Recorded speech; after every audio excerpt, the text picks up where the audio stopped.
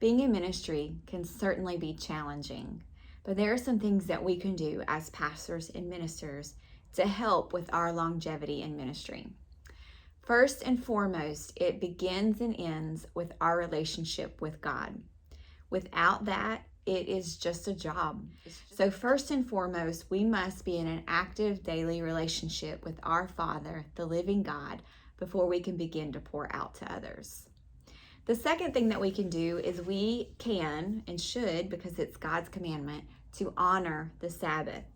The Sabbath is an opportunity and a reminder for us to come back to Him and to His ways. On the Sabbath, we have the opportunity to stop, to turn all the bad reports that we've heard and seen this week, and turn those things into prayer requests.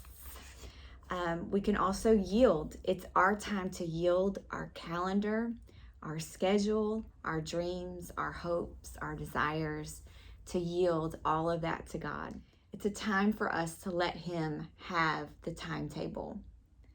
So we can move forward with focus and God's strength after we've paused and had a day of Sabbath. Some ways we can implement the Sabbath, if you haven't already, is we can even start with just a Sabbath hour as we begin to schedule out our life in a way that we can have a consistent weekly 24-hour Sabbath.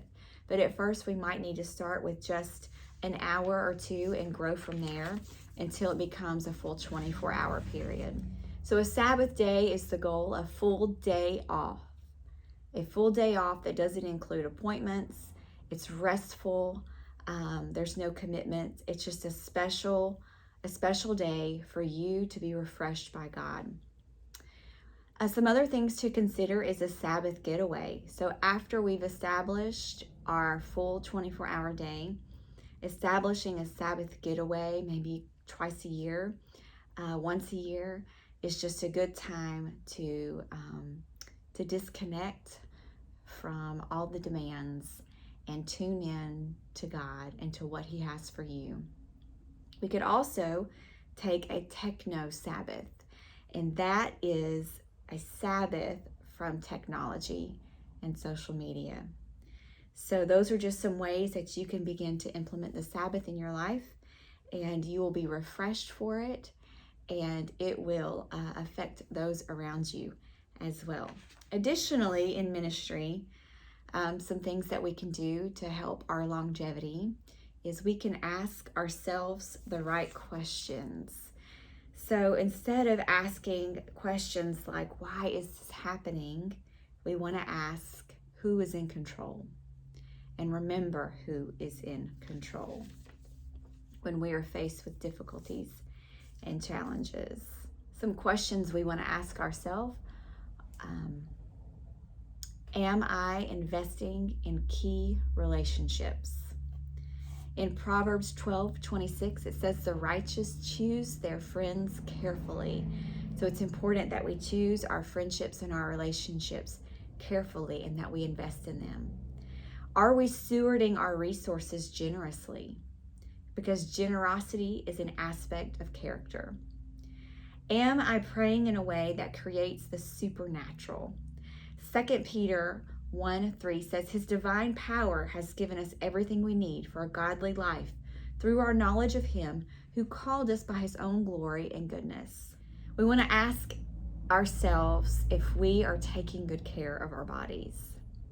In Philippians 1:20, it says, I eagerly expect and hope that I will in no way be ashamed, but will have sufficient courage so that now, as always, Christ will be exalted in my body. Am I listening and applying something new to my leadership practices? Am I loving my family in a way that they feel it? Romans 12:9. Am I forgiving someone who needs it? Hebrews 12:15. Am I growing a positive perspective? Am I hearing God's voice? Am I ministering under the anointing? Also, as pastors, we want to make sure that we are stewarding our responsibilities carefully. And by that, I mean we want to show up on time We don't want to waste time. We don't want to waste the church's time or others. And we want to give back more than we take. It's important that we follow through. We want to follow through with the things that we say, and we want to follow through with the things that we start. We want to exercise courtesy.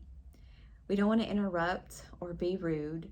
We want to allow tough and constructive conversations to be had. We want to say please and thank you, be courteous and kind. And lastly, it's important that we work hard. These are just a few things that we can do as pastors and leaders in ministry. But first and foremost, it begins and ends with our relationship with God. We must honor the Sabbath, and then we must ask ourselves the right questions so that we can be developed as leaders and so that we can develop others.